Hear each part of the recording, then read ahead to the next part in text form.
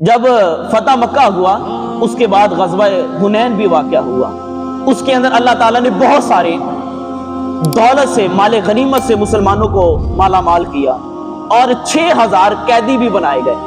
اور ان 6000 قیدیوں میں سے حضرت شیمہ رضی اللہ تعالی عنہ وہ قید ہو کر آئیں۔ یہ حضور کی رضائی بہن تھی، اور حضرت حلیمہ رضی اللہ تعالی عنہ کی یہ بیٹی لگتی تھی۔ تو مسلمانوں نے کچھ حضرت شیمہ کے اوپر نا سختی کی، جس طرح قیدیوں کے اوپر ہم کرتے ہیں نا سختی، تو پتہ نہیں تھا کہ یہ حضور کی رضائی بہن ہے، تو کچھ سختی کی۔ جب سختی کی تو حضرت شیمہ کہنے لگی تعلمون، تم جانتے ہو، واللہ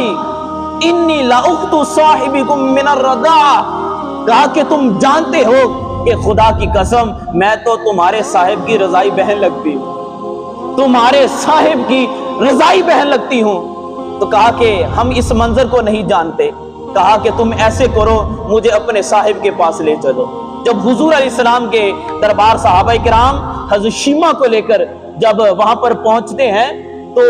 حضرت شیمہ حضور کو دیکھ کر فوراً کہتی ہے کہ یا رسول اللہ صلی اللہ علیہ وسلم، میں آپ کی رضائی بہن، میں آپ کی رضائی بہن۔ تو حضور علیہ السلام فرمانے لگے وما علامت ذالک، کہا کہ کوئی تم اپنی علامت بتا سکتی ہو؟ حالانکہ حقیقی بہن نہیں ہے، رضائی بہن ہے، لیکن حضور پوچھ رہے ہیں کہ تم بتا رہی ہو میں تمہاری رضائی بہن لگتی ہوں، کہا وما علامت ذالک، کہا تم مجھے کوئی علامت بتا سکتی ہو؟ تو حضرت شیمہ نے کچھ بچپن کی یادیں جو ہے نا وہ سامنے رکھی، اور تو حضور علیہ السلام جو ہے وہ محبت کے اندر جو ہے نا وہ آپ آنسو آپ کی آنکھوں سے نکلنے لگے۔ دل ہی دل کے اندر یہ بات محسوس ہو رہی تھی کہ میں بہن کو پہچان نہ سکا، لیکن بہن نے مجھے پہچان لیا۔ تو حضور علیہ السلام نے فرمایا کہ اے شیمہ، اگر تم چاہو تو میرے پاس ٹھہر سکتی ہو، کہا کہ تم محمد عربی کی غلامی کے اندر ہو تو محمد عربی تم سے محبت بھی کرے گا اور تمہیں عزتوں سے بھی مالا مال فرمائے گا۔ اور کہا دوسرا رخ یہ بھی ہے کہ اگر تم جانا چاہو تو اپنے رشتہ داروں کے پاس جا سکتی ہو۔ تو حضرت شیمہ رضی اللہ تعالی عنہ حضور علیہ السلام نے کیسی محبت فرمائی کہ جس چادر کی خدا قسمیں اٹھاتا تھا اس چادر کو آپ نے زمین کے اوپر بچھا کر فرمایا اے شیمہ تو اس نبوت والی چادر کے اوپر بیٹھ جا، تو اس نبوت والی چادر کے اوپر بیٹھ جا، تیرے سامنے دو چیزیں ہیں، تو چاہتی ہے تو تجھے میں رخصت بھی کر دیتا ہوں، اگر تم چاہو میرے پاس ٹھہر جاؤ، تمہیں عزتیں بھی ملیں گی، تمہیں محبت بھی ملے گی۔ آگے سے حضرت شیمہ نے دوسرا جو آپشن تھا اس کو اختیار کیا۔ وہ آپشن کون سا تھا؟ کہا کہ حضور میں جانا چاہتی ہوں، اسلام قبول کیا، کلمہ پڑھا، اور مصطفیٰ جان رحمت صلی اللہ علیہ وسلم صحابہ کرام سے فرمانے لگے، فرمایا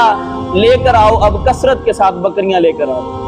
اب بہن کو روانہ کرنا ہے نا، کہا کہ جاؤ اور بکریاں لے کر آؤ، اور کہا کہ کئی سارے غلام لے کر آؤ، اور کہا کہ تم سب میری بہن کو اس کے گھر چھوڑ کر بھی آنا، تم میری بہن کو گھر کے اندر بھی چھوڑ کر آنا۔ تو حضرت شیمہ رضی اللہ تعالی عنہ